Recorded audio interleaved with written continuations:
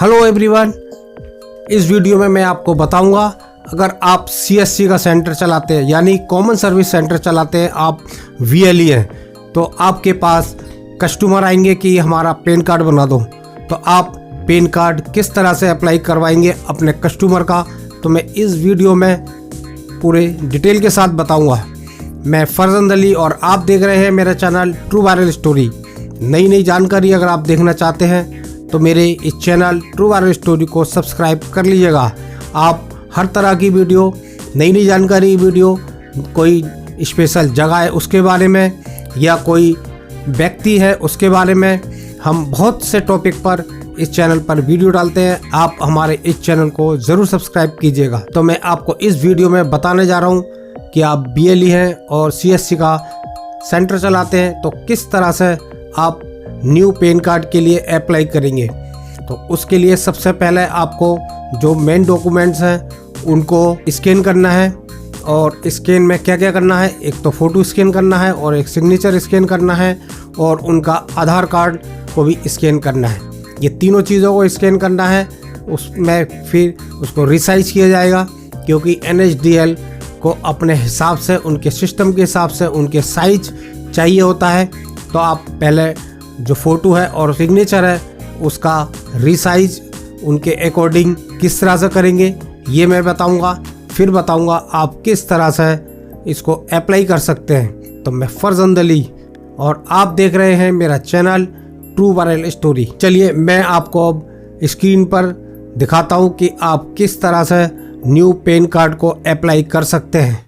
Pan card का form apply करने के लिए हमें फ़ोटो और सिग्नेचर दोनों अपलोड करने होते हैं और फ़ोटो और सिग्नेचर का जो साइज होता है वो हमें NSDL के हिसाब से चाहिए होता है। NSDL के हिसाब से फ़ोटो चाहिए होता है हमें JPEG में और 200 DPI में होना चाहिए और डायमेंशन उसका 3.5 × 2.5 सेंटीमीटर होना चाहिए और टोटल साइज उसका 50 KB में होना चाहिए और सिग्नेचर का साइज होना चाहिए 200 DPI में और डायमेंशन 2 × 2.5 सेंटीमीटर होना चाहिए और साइज 50 KB में होना चाहिए। अब ये साइज बनाने के लिए हम क्या करेंगे, सबसे पहले हम सिग्नेचर और फोटो का साइज बनाएंगे NSDL के हिसाब से। उसके लिए हम सबसे पहले गूगल पर जाएंगे और गूगल पर सर्च करेंगे फोटो रिसाइज फॉर NSDL। देखिए जब हम यहाँ टाइप कर देंगे तो उसके बाद हमारे पास ऑप्शन होंगे, तो इसमें लिखा होगा पैन कार्ड फोटो सिग्नेचर। इसकी वेबसाइट का नाम है photoresizer.com। हम वहाँ पर क्लिक कर देंगे। अब इसकी वेबसाइट खुल जाएगी। यहाँ पर देखिएगा अपलोड है, फिर यहाँ पर सिलेक्ट लिखा हुआ है, यहाँ सिलेक्ट फाइल पे क्लिक करेंगे। अब यहाँ पर हम फोटो को सिलेक्ट करेंगे जो हमें फ़ोटो रिसाइज करना है और उसके बाद ये देखिए सिलेक्ट हो गया। अब हमें नेक्स्ट पर क्लिक करना है। अब हमें यहाँ पर सिलेक्ट करना है कि हमें किस कंपनी के लिए चाहिए, यानी NSDL के लिए चाहिए या UTI के लिए चाहिए। तो हमें NSDL के लिए चाहिए तो हम NSDL को सिलेक्ट करेंगे और फिर उसके बाद फ़ोटो और सिग्नेचर इन दोनों में से क्या सिलेक्ट करना है। अगर हमें फ़ोटो सिलेक्ट करना है तो फ़ोटो को सिलेक्ट करेंगे और सिग्नेचर सिलेक्ट करना है तो सिग्नेचर को हम यहाँ सिलेक्ट करेंगे और फिलहाल हम फ़ोटो को सिलेक्ट करेंगे क्योंकि हमें फ़ोटो को रिसाइज करना है। फ़ोटो सिलेक्ट करने के बाद हम नेक्स्ट पे क्लिक करेंगे। अब हम यहाँ पर फ़ोटो को सेट करेंगे। आपको फ़ोटो छोटा करना है या बड़ा करना है, जैसे भी आपको सेटिंग हो फ़ोटो की, क्योंकि आपका फ़ोटो छोटा या बड़ा हो सकता है। यहाँ पर आप उस फ़ोटो को सेट कर लीजिएगा। आपको अगर रोटेट करना है तो आप रोटेट भी कर सकते हैं। अब जब हमारा फ़ोटो सही हो जाए, हमें सही दिखे, फिर यहाँ पर डाउनलोड लिखा हुआ है, वहाँ पर हम क्लिक कर देंगे तो ये हमारा जो रिसाइज किया हुआ फ़ोटो डाउनलोड हो जाएगा। अब हम इस फ़ोटो को पाथ दे करके सेव करेंगे जहाँ पर भी हमें ये फ़ोटो को सेव करना है। अब ये हमारा फ़ोटो डाउनलोड हो गया। अब हम सिग्नेचर को डाउनलोड करेंगे। सिग्नेचर को डाउनलोड करने के लिए हम दोबारा से उसी वेबसाइट पे जाएंगे और फिर उसको दोबारा से खोलेंगे और फिर हम सिलेक्ट पे क्लिक करेंगे और सिग्नेचर को सिलेक्ट करेंगे। अब ये हमारा सिग्नेचर सिलेक्ट हो गया और इसको हम फिर सेट करेंगे। सिग्नेचर बड़े भी हो सकते हैं आपके, तो आप अगर आप छोटा करना चाहते हैं छोटा कर लीजिए, जूम करना चाहते हैं यानी बड़ा करना चाहते हैं तो आप इसको बड़ा कर सकते हैं। और फिर सेट करने के बाद फिर नेक्स्ट पे क्लिक करेंगे। फिर उसके बाद सेम प्रोसेस है। आपको NSDL के लिए चाहिए तो आपको NSDL सिलेक्ट करना है और फिर उसके नीचे सिग्नेचर लिखा हुआ है, वहाँ सिग्नेचर को सिलेक्ट करना है और फिर उसको नेक्स्ट कर देंगे। और नेक्स्ट करने के बाद जो डाउनलोड का निशान है यानी एरो है नीचे जाता हुआ, उस पर हम क्लिक करेंगे तो ये हमारा सिग्नेचर डाउनलोड हो जाएगा। जो साइज हमें NHDL के लिए चाहिए। तो हमारे फोटो और सिग्नेचर दोनों NHDL के हिसाब से रीसाइज हो गए हैं। अब इसके बाद हम अपनी CSC ID को लॉगिन करेंगे और जो सर्च लिखा होता है सर्च पर हम टाइप करेंगे NHDL पेन सर्विसेज। इस तरह से NHDL पेन सर्विसेज लिखा हुआ आ जाएगा, वहां पर हम क्लिक करेंगे। अब ये देखिए रीडायरेक्ट हो गया है, NHDL की वेबसाइट से कनेक्ट हो गया है। यहाँ पे लिखा हुआ है लॉगिन विद डिजिटल सेवा कनेक्ट। अब यहाँ पर क्लिक करने के बाद हमें यहाँ पर अपना CSC ID का यूजर ID और पासवर्ड देना होगा और पासवर्ड के बाद यहाँ पर कैप्चा देना है और साइन इन लिखा हुआ है, वहाँ पर हमें क्लिक कर देंगे और इस तरह से यहाँ पर ये खुल जाएगा। और फिर अब यहाँ पर देखना है ऊपर लिखा हुआ है एप्लीकेशन डिटेल, यहाँ पर क्लिक करेंगे तो यहाँ पर हमें ऑप्शन मिलेगा एक न्यू पेन एप्लीकेशन और न्यू अपडेट्स के लिए। तो हमें नया पेन नंबर की अप्लाई करना है तो हमें न्यू एप्लीकेशन लिखा हुआ है, हम यहाँ पर क्लिक करेंगे। अब यहाँ पर देखिए एप्लीकेशन मोड है, तो एप्लीकेशन मोड दो तरह से है, एक स्कैन बेस्ड और दूसरा eKYC। तो हमें स्कैन मोड को सिलेक्ट करना पड़ेगा और फिर उसके नीचे लिखा है सिलेक्ट एप्लीकेशन टाइप। अब यहाँ पर मुझे इंडियन सिटीजन को सिलेक्ट करना है, फिर उसके बाद सेकंड में मुझे इंडिविजुअल को सिलेक्ट करना है और फिर नेक्स्ट सिलेक्ट पेन टाइप। तो यहाँ पर मुझे दोनों चाहिए, मुझे ई पेन कार्ड भी चाहिए और फिजिकल भी चाहिए। तो मैं फिजिकल और ई पेन कार्ड दोनों वाला सिलेक्ट करूंगा। फिर उसके बाद डेट ऑफ बर्थ का कॉलम है, यहाँ पर हम डेट ऑफ बर्थ को सिलेक्ट करेंगे। और इसमें आप ये ध्यान रखना कि यहाँ पर बहुत से लोग गलती कर देते हैं, यहाँ पर पहले महीना लिखा होता है, फिर डेट लिखी होती है, फिर ईयर लिखा होता है। कभी कभी लोग गलत लिख देते हैं, पहले डेट लिखते हैं, फिर महीना लिख देते हैं, फिर ईयर लिखते हैं। तो महीना और जो डेट होती है महीने की, वहाँ पर गलती हो जाती है, तो आप इस बात का ध्यान रखना। फिर उसके बाद यहाँ पर मोबाइल नंबर देना है और ईमेल ID देना है। यहाँ पर जो नाम लिखना है वो ध्यान रखना, आपको वही नाम लिखना है जो आपके आधार कार्ड पर लिखा हुआ है। और ये सारा फिल करने के बाद यहाँ पर एक्सेप्ट करेंगे, यानी जो कॉलम दिया हुआ है सिलेक्ट करने का वहाँ पर सिलेक्ट करेंगे और इसको सबमिट कर देंगे। अब यहाँ पर आ गया प्रोसीड टू पे, तो यहाँ पर इसका पेमेंट करना होता है पहले। तो यहाँ पर हम प्रोसीड टू पे पे क्लिक करेंगे तो हमारा जो वॉलेट है उसमें से वो पैसे कम हो जाएंगे। अब उसके बाद यहाँ पर दोबारा से पासवर्ड डालना है और पासवर्ड देने के बाद फिर हम इसको वैलिडेट पे क्लिक करेंगे। अब यहाँ पर जो आपका वॉलेट का पिन नंबर है वो यहाँ पर डालना है और फिर ये पे लिखा हुआ है यहाँ पर क्लिक करेंगे और फिर यहाँ पर देखिए प्रोसीड टू NHDL पोर्टल लिखा हुआ है, यहाँ पर क्लिक करेंगे। अब यहाँ पर देखिए अगर आपके कंप्यूटर पर लोकेशन ऑन है यानी लोकेशन इनेबल है, और अगर आपका इनेबल नहीं है तो आपको इनेबल करना है। अगर आपका इनेबल नहीं है तो और आपने आगे प्रोसेस कर दिया तो फिर आपकी ये जो प्रोसेस है वो यहाँ पर रुक जाएगा, फिर आपको दोबारा शुरू से प्रोसेस करना पड़ेगा। इसलिए आप जो कंप्यूटर की लोकेशन है उसको इनेबल कर लीजिएगा। और यहाँ पर देखिए आई एग्री लिखा हुआ है,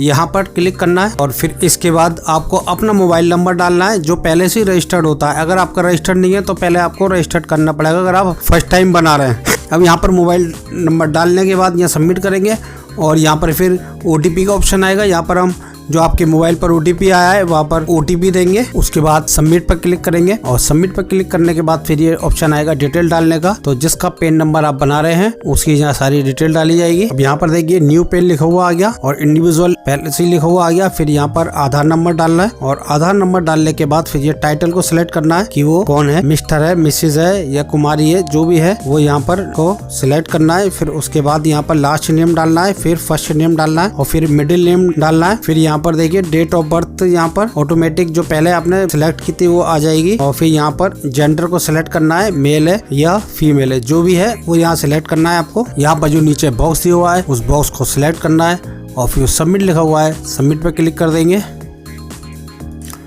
अब यहाँ पर हम चेक करेंगे कि हमने जो डेटा दिया है या डेटा यहाँ पर फिल किया है वो सही है या नहीं सही है। अगर सही नहीं है तो इसको बैक करके इसको सही करेंगे। फिर उसके बाद हम नेक्स्ट पे क्लिक करेंगे।